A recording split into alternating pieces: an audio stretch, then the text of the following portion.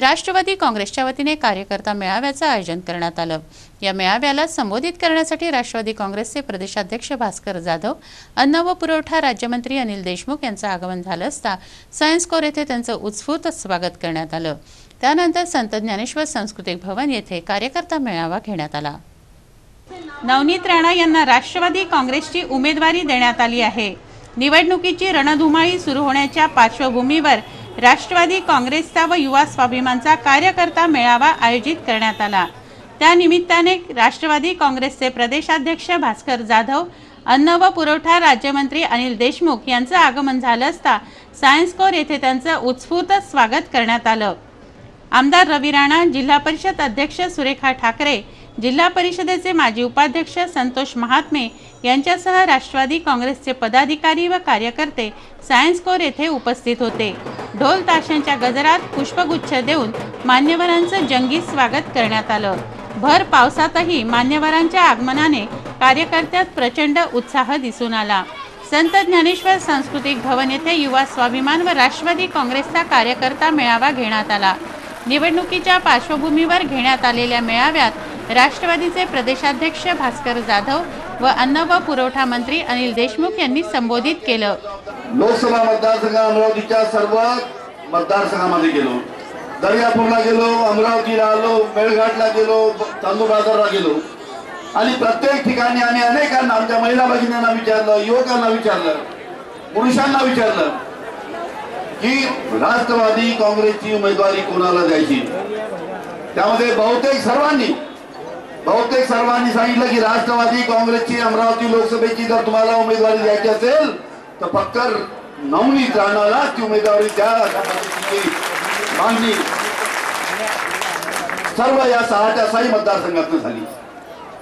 अनेक छोट्या गावामध्ये आम्ही गेलो, गावामधल्या आमच्या महिला भगिनींना विचारलं, त्या महिला भगिनींनी सुद्धा सांगितलं की आमची नवनीत राणा आहे, आमच्या दिवस रात्र आमच्या सुखदुःखासाठी ही नवनीत राणा आमच्यासाठी कष्ट करत राहते, आमच्या गावामध्ये फिरत राहते, अनेक समस्या कशा पद्धतीने सोडवता येईल यासाठी ते काम करत राहतात आणि त्यांना उमेदवारी द्या। आणि ते सर्व आम्ही ऐकून आमच्या भास्करराव जाधव, अजितदादा पवार, मान्य शरद पवार सरांना सांगितलं की साहेब या मतदारसंघामधून नवनीत राणाचं अतिशय चांगलं काम आहे, स्वाभिमानी संघटना अतिशय चांगल्या पद्धतीने काम करत आहे। स्वाभिमानी संघटना राष्ट्रवादी काँग्रेस असं एकत्र आली आणि काँग्रेस जर एकत्र आली चांगल्या पद्धतीने आपला उमेदवार 100% या मतदारसंघात निवडून शकेल अशा प्रकारची परिस्थिती आहे। स्वराज्य संस्थेच्या निवडणुका झाल्या, त्यामध्ये राष्ट्रवादी काँग्रेसने काही उमेदवार उभे केले असेल, स्वाभिमानी संघटनेने काळजी नव्हती, स्वतःची काळजी नव्हती, राष्ट्रवादी पक्ष कोणाला तिकीट देते आणि नवनीत राणाला तिकीट देते का याची त्यांना काळजी होती। भास्करराव जाधव कडे गेले कि साहब उनका फॉर्म कट जाएगा। भास्करराव जाधव ने फॉर्म कटा तो तुम्हाला अच्छा है ना, तुम्हाला फायदा उसमें, तुम काम किती करते। त्याच्यामुळे आपल्या आपण कशी निवडणूक लढवावी याचा त्यांना फिकर नव्हता। पण नवनीत राणाला तिकीट मिळाली आणि स्वाभिमानी संघटना, राष्ट्रवादी काँग्रेस पक्ष आणि बाकी आमचे सर्व मित्र पक्ष, रिपब्लिकन पक्ष जर एकत्र आले तर आपल्याला इथे पराजय पत्करावा लागेल अशा पद्धतीची भीती शिवसेनेच्या खासदारांना आहे आणि त्या पद्धतीची भीती तुम्ही आता त्यांची ही भीती जी आहे ती खरी करून दाखवण्याची तारीख आपली आता आहे 10 एप्रिल आणि 10 एप्रिलला ही भीती आपण खरी करून दाखवावी। आमदार रवी राणा यांनी आपल्या भाषणातून अडसूळ पिता पुत्रावर शरसंधान केलं। पंढरपूरला शरद पवार साहेबांकडे गेले की नवनीत राणाला उमेदवारी देऊ नका, बाकी कोणालाही उमेदवारी द्या। आदरणीय उपमुख्यमंत्री अजित पवार साहेबांकडे ते 10 वेळा गेले, म्हणजे त्यांना हे दिसत होतं डोळ्यामध्ये की नवनीत राणा जर उमेदवार झाला तर हे अमरावती आलेला मुंबईवरचं पार्सल ते मुंबईला वापस जाईल। कारण की मुंबईला बसून अमरावतीमध्ये लढतात, 6 महिने जनतेला तोंड दाखवत नाही, पुन्हा निवडणुका आल्या तर भिकाऱ्यासारखे भीक मागतात। अरे भीक मागायच्या सवयी सोडा, चांगलं वर्ष काम करा, जेव्हा निवडून आलं तेव्हापासून लगातार 5 वर्ष काम करा तर समजेल की या जनतेच्या हृदयामध्ये कसं स्थान आपण निर्माण करू शकतो। आणि ते स्थान नवनीत राणा यांनी निर्माण केलेलं आहे आणि त्या हृदयाची आवाज आज या पक्षाने ऐकलेली आहे। कारण की ते मला आजकाल खूप कमी संपर्कामध्ये राहतात, नेहमी आता कधी इथून भेटी झाल्या तर खूप चिंतेमध्ये दिसले मला।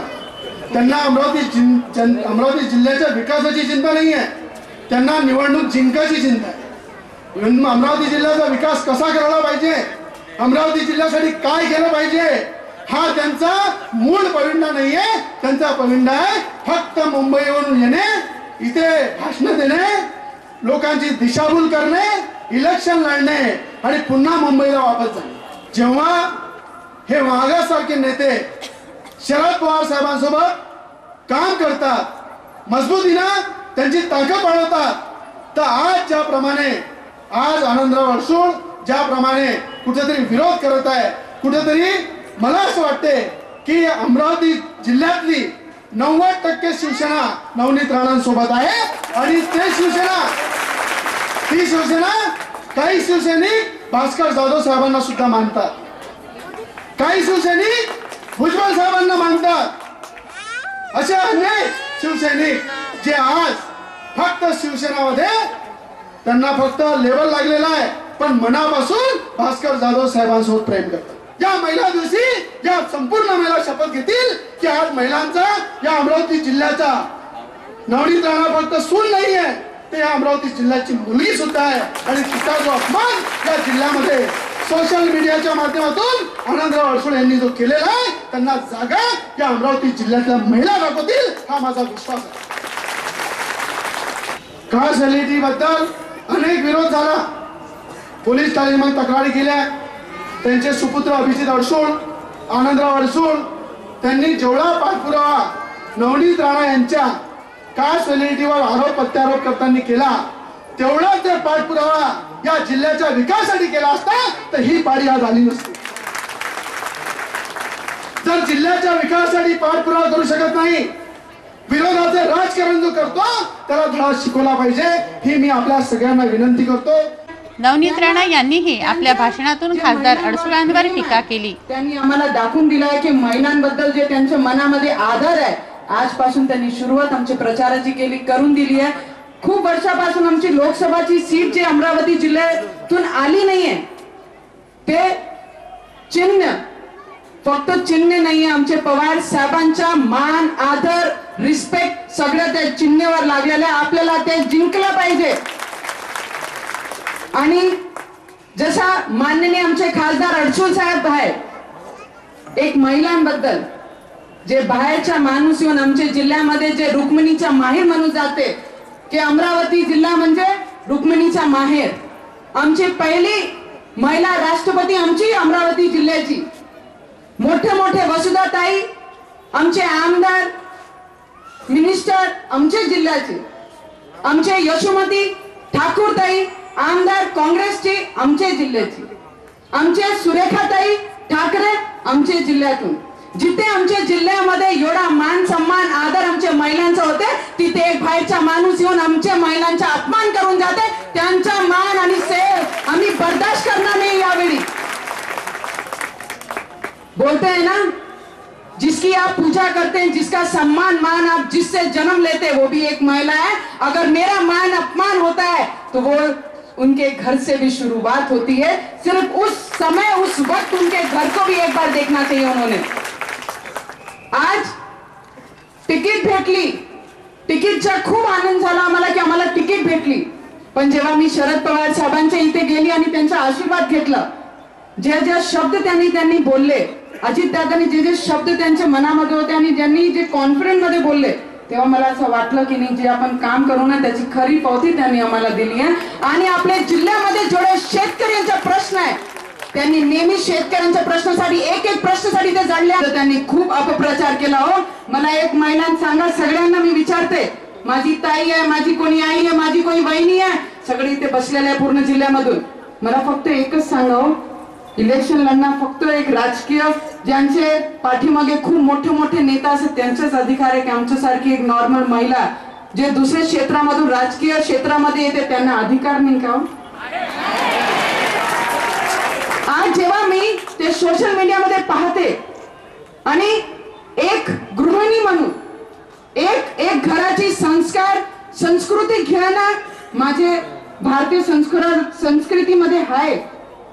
आणि जेव्हा मी ते सोशल मीडियामध्ये माझ्याबद्दल पाहिला, माझ्यापेक्षा माझे सासू आणि सासरेला किती वाईट वाटलं असतं तुम्ही एकदा विचार करून पहा. एक ते आपल्या संस्कृतीमध्ये ते म्हणतात की माझी बायको, जेव्हा मी शेतकऱ्यांच्या प्रश्नासाठी प्रत्येक जिल्ह्यामध्ये, जाधव साहेब तुम्हाला सांगायचं वाटतं मला की जेव्हा मी प्रत्येक गावामध्ये शेतकऱ्यांच्या प्रश्नासाठी गावागावामध्ये 2-2 वाजतापर्यंत मी गावामध्ये फिरली, तेव्हा त्यांनी पत्रकार परिषद मध्ये सांगितलं की माझी बायको बाहेर निघाली, मी असं घेणार नाही परत त्याला, मी माझी बायकोला घरात परत घेणार नाही, माझी बायको आता प्रत्येक गावामध्ये फिरली. तर मला एक सांगा, कोणताही असा पक्षाचो त्यांच्यामध्ये बाया काम नाही करत काय हो? महिला काम करायचा हक्क नाही का त्यांना? एक ठिकाणी आम्ही म्हणतो की त्यांचा आदर करतो आणि दुसऱ्या ठिकाणी त्यांचा अपमान करतो. फक्त अपप्रचार करून लढाई नाही होत असते.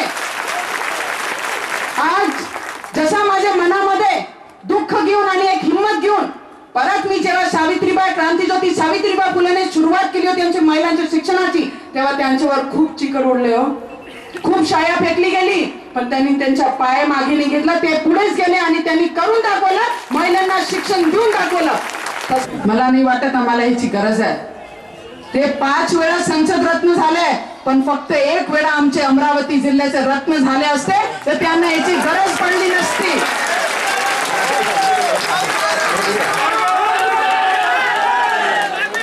ते नावाने मला बोलवतं तेव्हा मला असं वाटतं की मी त्यांची परिवाराची आहे. की राणाबाई आली तेव्हा मला गर्व वाटतं की माझे कामाची पावती ते खऱ्या अर्थाने माझे नाव बोलून घेतात. कोणताही आमदार खासदार त्यांची हिंमत नाहीये. आता त्यांना विचारलं प्रत्येक गावामध्ये जाऊन की तुम्ही ओळखता का तुमचा खासदार कोण आहे? तर आम्हाला नाही माहित, आम्हाला आमची वहिनी पाहिजे, कोणताही दुसरा खासदार आम्हाला माहित नाही, ते असंच म्हणतात. कारण आम्ही त्यांच्या घरापर्यंत जातो, त्यांची समस्या काय ते ऐकतो, त्यांना काय पाहिजे ते आम्ही उपलब्ध करून देतो. त्यांना त्याचा महत्व आहे हो, त्यांना खासदार आणि आमदाराचं महत्व माहीतच नसते.